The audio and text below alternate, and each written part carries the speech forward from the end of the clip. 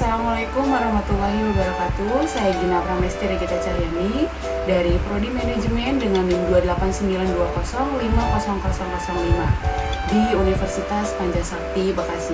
Tujuan dibuatkannya video ini untuk melengkapi ujian akhir semester mata kuliah Bank dan Lembaga Keuangan dengan dosen pengampu Dr.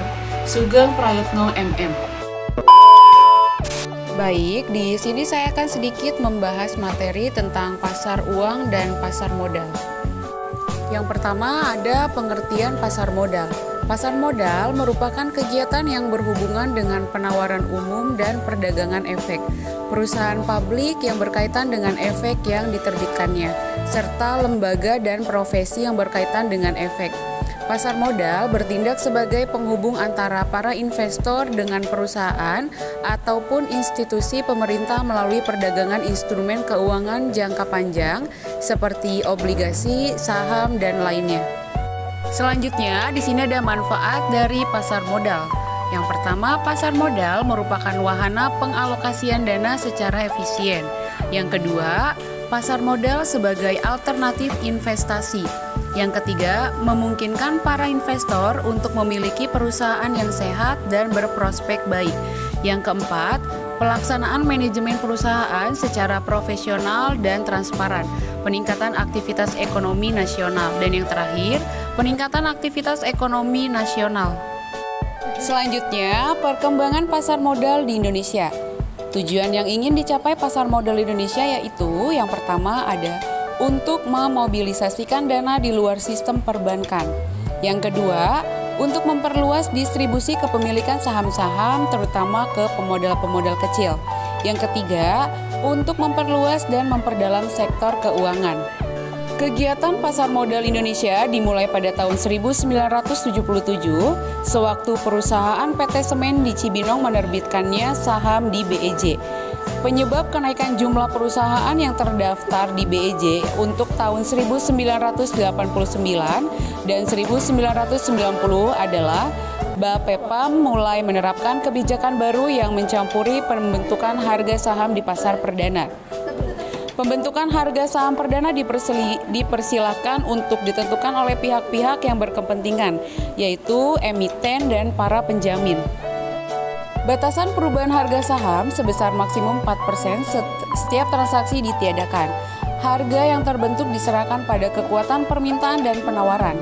Ada dua kebijakan pemerintah yang mempunyai dampak sangat besar bagi perkembangan pasar modal. Yang pertama, dikenakannya pajak sebesar 15% atas bunga deposito. Yang kedua, diizinkannya pemodal asing untuk membeli saham-saham yang terdaftar di BEJ. Pada tahun 1992, mulai muncul cara penghimpunan dana dari pasar modal dengan menerbitkan bukti RAIK.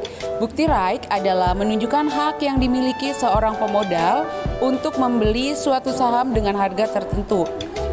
Tujuan utama dari penerbit RAIK adalah untuk tidak merubah proporsi kepemilikan pemegang saham dan menekan biaya emisi.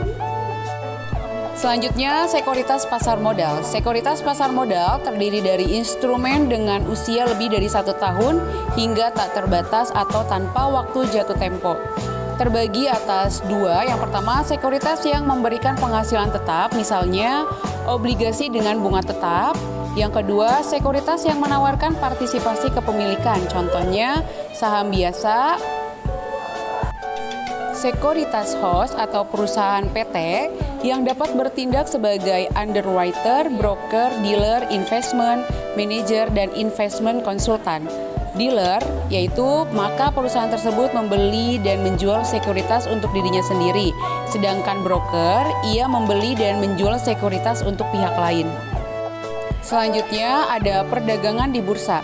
Nah, ada 3 segmen pasar. Yang pertama, pasar reguler adalah tempat untuk para pemodal yang ingin memperoleh harga terbaik bagi sekuritas mereka. Yang kedua, ada pasar non-reguler.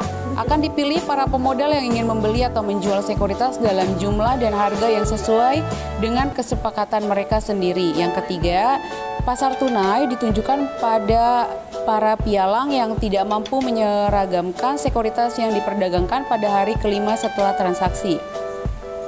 Adapun dari pembentukan harga, yang pertama ada pasar lelang dan yang kedua pasar negosiasi. Yang selanjutnya ada pengertian pasar uang. Pengertian pasar uang atau money market adalah sarana lembaga keuangan, perusahaan non-keuangan, dan peserta lainnya, baik dalam memenuhi kebutuhan dana jangka pendek maupun dalam rangka melakukan penempatan dana atas kelebihan likuiditas. Selanjutnya ada peserta pasar uang. Yang pertama ada lembaga keuangan, perusahaan besar, lembaga pemerintahan, individu, dan BI. Selanjutnya ada instrumen pasar uang di Indonesia. Yang pertama, sertifikat Bank Indonesia. Yang kedua, surat berharga pasar uang. Yang ketiga, pasar uang antar bank. Yang keempat, commercial paper. Yang kelima, reverse agreement. Yang keenam, banker acceptance. Yang ketujuh, promissory notes. Dan yang kedelapan, certificate of deposit. Selanjutnya ada tujuan pasar uang. Yang pertama, keamanan likuiditas. Yang kedua, peluang untuk mendapatkan bunga. Yang ketiga, mengelola atau mengurangi resiko karena turunnya harga saham, resiko gagal bayar, resiko inflasi, resiko valuta, resiko reinvestment, dan resiko politik. Selanjutnya di sini ada perbedaan dari pasar uang dan pasar modal. Yang pertama ada indikator pasar dengan jangka waktu. Untuk pasar uang dengan jangka pendek, pasar modal jangka panjang. Lanjut ada indikator pasar dengan barang dagangan.